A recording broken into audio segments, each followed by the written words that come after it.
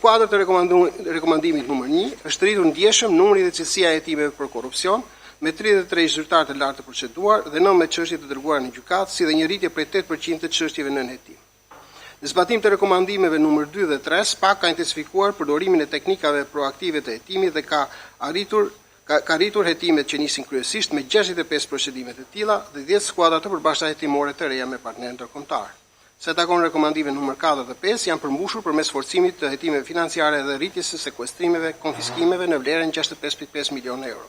Ndërsa rekomandimi numër 6 është zbatuar përmes trajnimeve të specializuara mbi hetimet financiare dhe teknologjike në bashkëpunim me partnerë ndërkombëtar si Eurojust, Europol, Interpol, DEA, FBI, NCA e tjerë.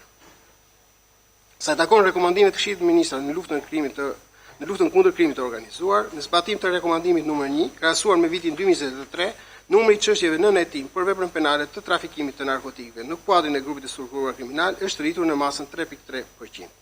Rekomandimi numër 2 për çështjet e terrorizmit është zbatuar me nisjen e 2 procedimeve dhe dërgimin në gjykim të një çështje për financim të terrorizmit.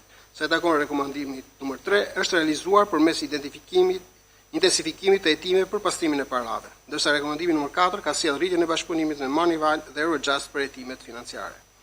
Në zbatim të rekomandimit numër 5 janë përdorur teknika të posaçme të hetimit në 163 procedime penale me 3096 pajisje të interceptuara për vitin 2024, janë ekzekutuar 2046 vendime gjykate, e cila shënon një rritje në masën rreth 22.6%.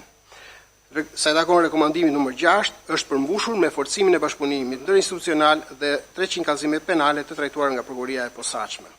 Është reflektuar në rritjen e bashkëpunimit ndërkombëtar me 163 kërkesa për ndihmë juridike të dërguara jashtë vendit dhe 70 kërkesa për ndihmë juridike të transmetuara nga autoritetet huaja dhe të trajtuara nga prokuroria e posaçme.